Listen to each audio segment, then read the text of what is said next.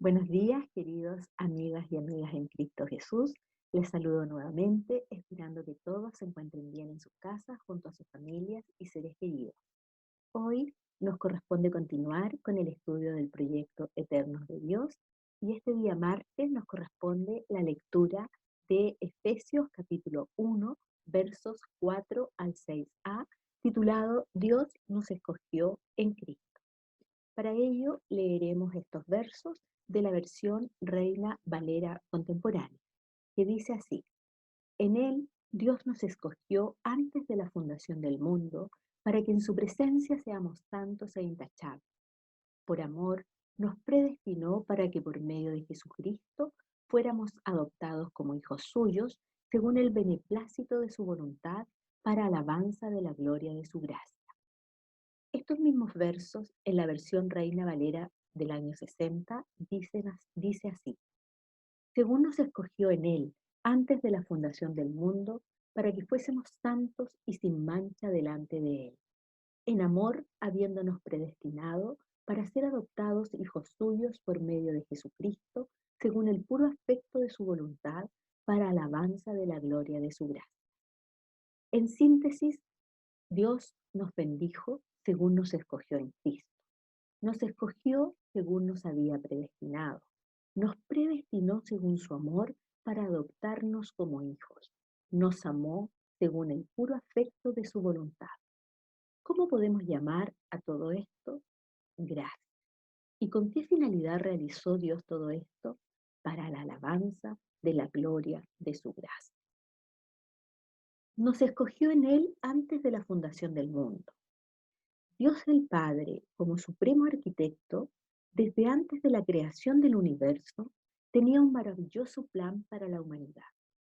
Ese plan nació de su profundo amor y según su soberana voluntad.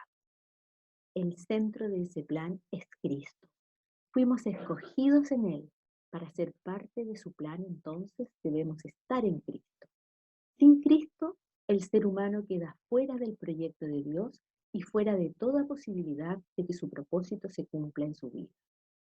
Por ejemplo, las ramas de la vid fueron diseñadas para estar en la vid y para dar fruto. La única posibilidad de que el plan del Creador se cumpla en las ramas es que permanezcan en la vid. Lo mismo sucede con nosotros, los seres humanos. La única posibilidad de que el propósito de Dios se cumpla en nosotros y que demos el fruto para el que fuimos pensados es que estemos en Cristo. Observemos que en estos versículos se usa en tres oportunidades la expresión para. El para tiene que ver con el propósito, es decir, fuimos escogidos y predestinados para: 1. Ser santos y sin manchas delante del Padre. Verso 5. 2. Ser adoptados como hijos suyos por medio de Jesucristo. Verso 4. Y 3. Para la alabanza de la gloria de su gracia. Verso 6. En amor, habiéndonos predestinado para ser adoptados hijos suyos por medio de Jesucristo, según el puro afecto de su voluntad. En el universo hay un solo ser que es el Hijo de Dios por su propia esencia, Jesucristo. Por eso se le llama el unigénito. El Hijo de Dios estuvo eternamente con el Padre y por tener la misma naturaleza del Padre era Dios. Juan 1:1. Pero Dios, en amor, nos predestinó para ser adoptados como hijos suyos por medio de su Hijo. El texto bíblico dice, para ser adoptados. Nosotros, por naturaleza, no éramos hijos de Dios, sino criaturas de Dios, pero no hijos de Dios. Aún habiendo pecado, Dios por pura gracia nos predestinó al máximo privilegio que cualquier persona puede tener, ser hechos hijos de Dios. Por eso el apóstol Juan escribe: mirad cuán amor nos ha dado el Padre para que seamos llamados hijos de Dios. Primera de Juan, capítulo 3, verso 1. Este privilegio no le fue dado a ningún ángel. Hebreos 1, verso 5. Nosotros, formados del polvo de la tierra, hechos poco menor que los ángeles, según el Salmo 8, versos 3 al 5, y pecadores, fuimos predestinados por el Padre de nuestro Señor Jesucristo y según el puro aspecto de su voluntad, al tener el mismo privilegio y la misma condición de hijos de Dios que tiene Jesús, cuánto amor y gracia. Predestinar está formada por dos palabras, pre más destinar, que significa dar un destino de antemano. Dios estableció un destino de antemano para los hombres y nos lo revela a través de su palabra. Esto no significa que Dios nos imponga su voluntad. La Biblia dice que Dios quiere que todos los hombres sean salvos y lleguen al conocimiento de su verdad. Primera de Timoteo 2, verso 4. Pero cada persona debe conocer y aceptar ese plan maravilloso que Dios ha diseñado para su vida. Como hijos de Dios, es nuestra la responsabilidad de dar a conocer ese propósito del Señor a todos los que aún no lo conocen.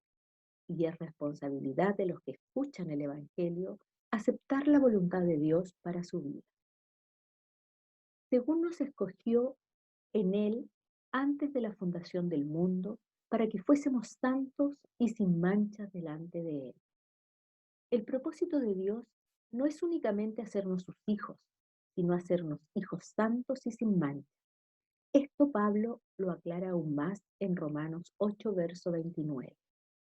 A los que antes conoció, también los predestinó para que fuesen hechos conformes a la imagen de su Hijo, para que Él sea el primogénito entre muchos hermanos. El proyecto eterno de Dios no es meramente salvarnos del infierno y llevarnos al cielo, sino hacernos como Cristo. Obtener el perdón de los pecados y ser hechos hijos de Dios es apenas el primer paso hacia el propósito de Dios, no es el fin. La meta de Dios es hacernos conforme a la imagen de su Hijo. La santidad de vida es uno de los puntos principales que Pablo enfoca en esta carta, principalmente en la segunda parte, capítulos 4, 5 y 6. En el capítulo 5, versos 25 y 27, declara que Cristo, por su sacrificio y mediante la palabra, se ha propuesto presentarse a sí mismo una iglesia gloriosa, que no tuviese mancha ni arruga ni cosa semejante, sino que fuese santa y sin mancha, para la alabanza de la gloria de su gracia. El último para en estos versículos. El propósito final de todas las cosas es la gloria de Dios. La elección, la predestinación, la adopción, de la redención, de la santificación, es decir, absolutamente todo, es por la gracia de Dios, a fin de que Dios sea eternamente alabado y honrado por la gloria y la grandeza de su gracia. Amén. Alabanza, alabar significa reconocer y expresar las virtudes de alguien. Gloria, en griego doxa, en hebreo kavod, es la manifestación visible de las virtudes invisibles de Dios, de su calidad, poder, amor, gracia, capacidad, sabiduría, grandeza, etc. Gracia es el grado más alto del amor de Dios para con nosotros. Es favor inmerecido, es recibir lo que no merecemos y que jamás podríamos merecer. La creación revela de un modo elocuente la grandeza de Dios, su eterno poder y deidad, pero somos nosotros, pecadores redimidos, santificados y transformados a la imagen de Cristo, los responsables de manifestar al mundo y a los siglos venideros la inmensidad del amor y de la gracia de Dios. Ahora unas preguntas de repaso y aplicación. 1. ¿Quién nos escogió? 2. ¿En quién? 3. ¿Cuándo? 4. ¿Para qué nos escogió? 5. ¿A qué nos predestinó? 6. ¿Con qué propósito final?